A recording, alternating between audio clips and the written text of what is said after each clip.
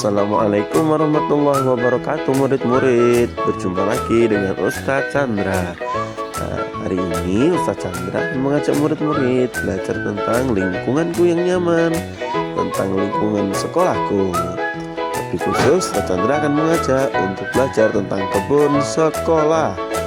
Ya, kebun sekolah saja ya yang ada di kebun sekolah. Dan apa itu kebun sekolah? Yuk kita belajar bersama. Yang pertama, kebun sekolah. Kebun sekolah adalah area tanah yang ditanami dengan sayuran dan pepohonan yang bisa dimanfaatkan. Kemudian, apa saja manfaat dari kebun sekolah? Yang pertama, pasti untuk sarana penghijauan sekolah agar sekolah lebih sejuk, dan juga sebagai tempat belajar anak-anak tentang lingkungan, ya, agar nanti murid-murid agar tumbuh rasa cinta dengan alam.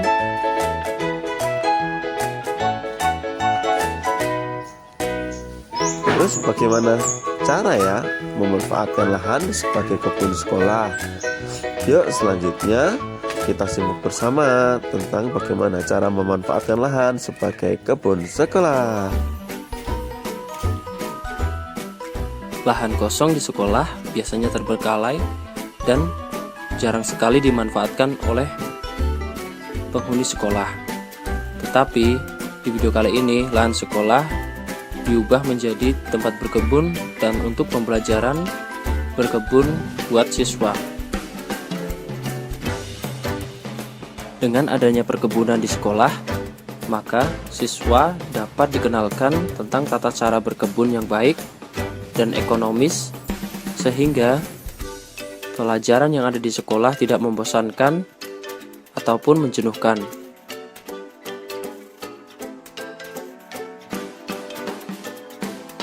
Banyak sekali jenis dari tumbuhan yang mudah untuk dibudidayakan, khususnya untuk di lingkungan sekolah.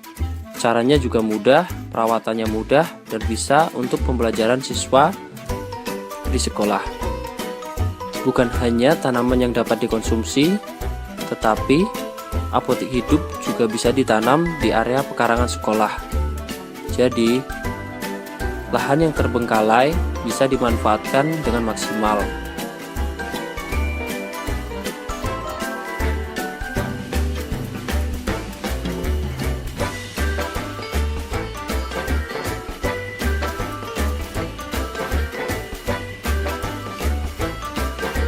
Perkebunan sekolah juga dapat merubah wajah sekolah menjadi lebih hijau, lebih rindang, dan sejuk untuk dipandang.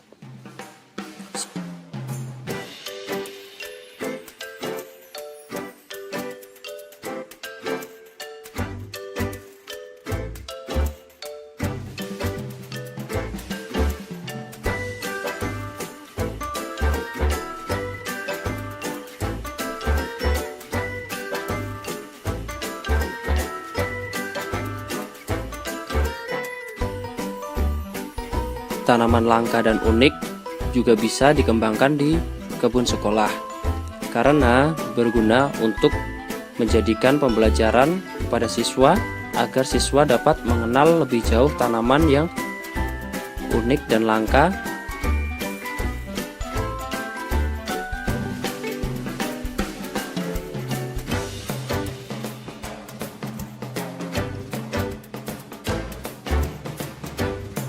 Banyak sekali manfaat dari kebun sekolah.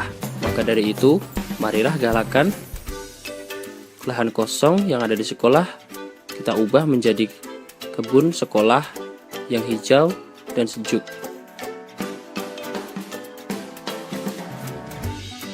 Dengan cara sedikit-sedikit mengenalkan tentang budidaya tanaman ataupun bercocok tanam.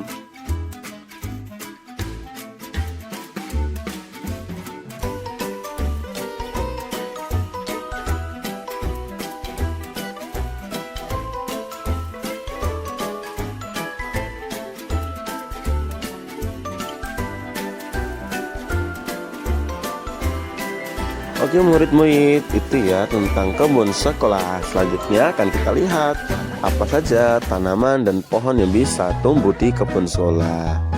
Pertama bisa juga ada pohon singkong, juga bisa tanaman bayam, atau juga bisa lidah buaya, atau ada juga mungkin ada pohon jeruk, ada juga mungkin pohon kembang kol, atau juga bisa ada pohon pisang. Nah, bagaimana dengan kebun yang ada di sekolah kita? Pohon apa yang bisa kita manfaatkan?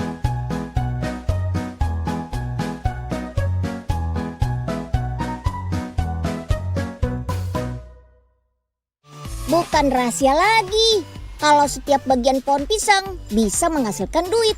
Salah satunya adalah bagian daun. Apalagi sejak marak gerakan peduli lingkungan, pamor daun pisang makin naik nih. Menggunakan daun pisang sebagai pembungkus alih-alih plastik bakal membantu mengurangi sampah. Sangat ramah lingkungan juga karena bisa menjadi pupuk alami. Wah, hebat ya. By the way, nggak semua jenis daun pisang bisa digunakan sebagai pembungkus makanan loh. Jenis pisang batu diyakini punya kualitas sangat baik nih. Kita coba bandingkan daun pisang batu dengan daun pisang nangka yuk. Meski sekilas sama saja, tapi keduanya memiliki kualitas berbeda. Daun pisang nangka memiliki tekstur yang lebih kaku, sehingga saat diremas mudah banget sobek. Sedangkan daun pisang batu jauh lebih lentur dan gak mudah sobek.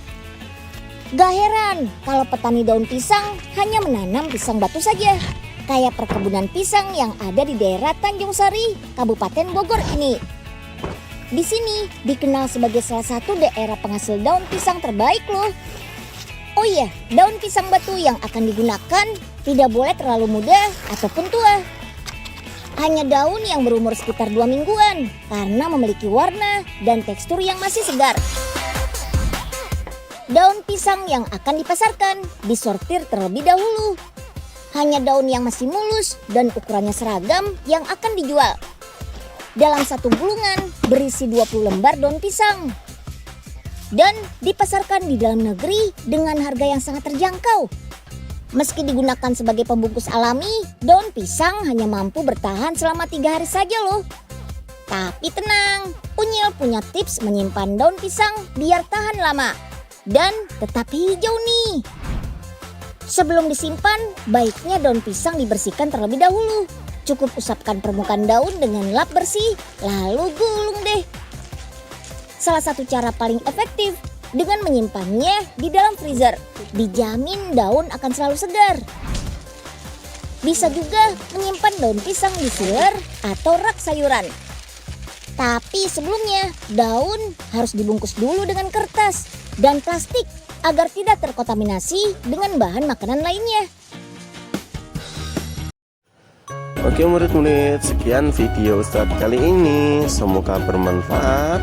Dari Ustadz cukup sekian. Assalamualaikum warahmatullahi wabarakatuh.